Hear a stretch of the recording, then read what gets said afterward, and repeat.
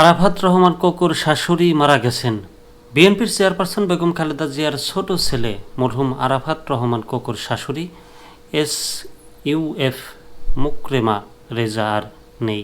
রোববার ভোররাত ৩টা ৪৫ রাজধানীর এভার কেয়ার হাসপাতালে চিকিৎসাধীন অবস্থায় তিনি ইন্তেকাল করেন।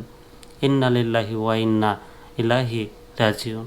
তার মৃত্যুর বিষয়টি নিশ্চিত করেছেন মরহুমার পরিবারের অত্যন্ত ঘনিষ্ঠ এবং বিএনপির ঢাকা বিভাগের সহসাংগঠনিক সম্পাদক নজরুল ইসলাম আজাদ। মৃত্যুকালে মরহুমা SUF মোকরেমা রেজার বয়স হয়েছিল ৭১ বছর।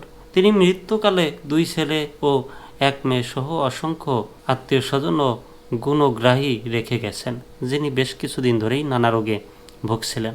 নজরুল ইসলাম আজাদ জানান, আজ রোববার বাদ আসর রাজধানীর বনানীর ওল্ড DOHS মাঠে মরহুমার নামাজের জানাজা অনুষ্ঠিত হবে। এরপর তাকে বনানী কবরস্থানে সমাহিত করা হবে। উল্লেখ্য, যে মায়ের অসুস্থতার কারণে জরুরি ভিত্তিতে গত 30 মার্চ লন্ডন থেকে ঢাকায় ফিরে আসেন রাষ্ট্রপতি শহীদ জিয়াউর রহমান, বীর উত্তম সাবেক প্রধানমন্ত্রী বেগম খালেদা জিয়ার ছোট সন্তান মরহুম আরাফাত রহমান কোকুর স্ত্রী শর্মিলা রহমান সিথি। শর্মিলা রহমান সিথির পিতা প্রয়াত MH হাসান রাজা দেশে ফেরার পর থেকেই পরিবারের অন্য সদস্যদের নিয়ে মায়ের সেবায় নিয়োজিত ছিলেন সিথি। এদিকে SUF মোকরেমা রেজার মৃত্যুর পর তার পরিবারের সদস্যদের মাঝে শোকের ছায়া নেমে এসেছে।